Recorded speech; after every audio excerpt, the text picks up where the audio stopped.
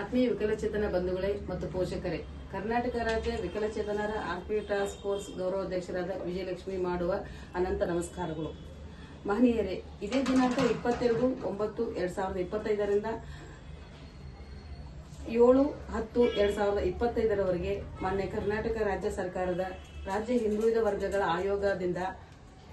ವರ್ಗಗಳ ಆಯೋಗದಿಂದ ಸಾಮಾಜಿಕ ಮತ್ತು ಶೈಕ್ಷಣಿಕ ಸಮೀಕ್ಷೆಯನ್ನು ನಡೆಸಲಿದ್ದು, ಸಮೀಕ್ಷೆದಾರರು ಪ್ರತಿ ಮನೆಗೆ ಬಂದು ತಮ್ಮ ಸಮೀಕ್ಷೆಯನ್ನು ನಡೆಸಲಿದ್ದಾರೆ. ಈ ಸಂದರ್ಭದಲ್ಲಿ ನಮ್ಮ ವಿಕಲಚೇತನರು ಮತ್ತು ಪೋಷಕರಾದ ತಾವುಗಳು ದಯಮಾಡಿ ತಮ್ಮ ದಾಖಲೆಗಳಾದಂತಹ ಜಾತಿ ಪ್ರಮಾಣ ಪತ್ರ, UID card, Aadhaar card, ration card ಮತ್ತು ಚುನಾವಣಾ ಗುರುತಿನ ಚೀಟಿ ಈ ಎಲ್ಲ ದಾಖಲೆಗಳನ್ನು ತಯಾರಿಯಲ್ಲಿ ಒಂದು ಜೆರಾಕ್ಸ್ ಪ್ರತಿ ಮಾಡಿಕೊಂಡು ತಯಾರಿಯಲ್ಲಿ ಇಟ್ಟುಕೊಳ್ಳಬೇಕು. ಅದಾದ ನಂತರ ಸಮೀಕ್ಷೆದಾರರು ಮನೆಗೆ ಬಂದಾಗ ವಿಕಲಚೇತನರ ಬಗ್ಗೆ ಮಾಹಿತಿಯನ್ನ ಕೇಳ್ತಾರೆ.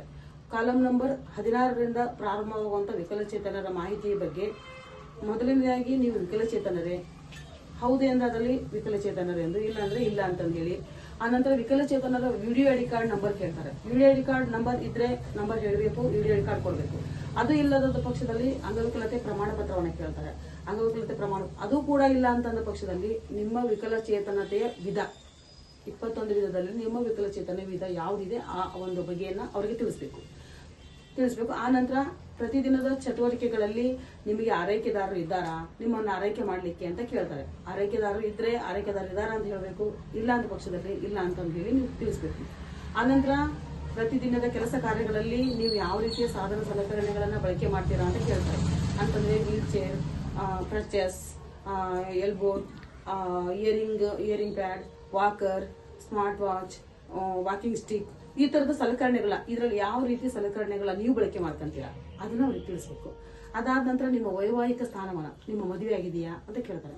ಮದುವೆ ಆಗಿದ್ರೆ ಮದುವೆ ಆಗಿದೆ ಅಂತ ಹೇಳಬೇಕು. ಯಾವ ವಯಸ್ಸಿನಲ್ಲಿ ಅಂದ್ರೆ ನಿಮ್ಮ ಯಾವ ವಯಸ್ಸಿನಲ್ಲಿ ನಿಮ್ಮ ಮದುವೆ ಆಗಿದೆ, ವಿಕಲಚೇತನರು ಯಾವ ವಯಸ್ಸಿನಲ್ಲಿ ಮದುವೆ ಆಗಿದ್ದಾರೆ ಅಂತ ಅನ್ನೋದ್ರ ಬಗ್ಗೆ ಕೇಳ್ತಾರೆ. ಅದನ್ನ ಮಾಡ್ತೀವಿ. ಇಷ್ಟೊಂದು ಮಾಹಿತಿಗಳನ್ನ ಅವ್ರಿಗೆ ಹೇಳ್ತಾರೆ.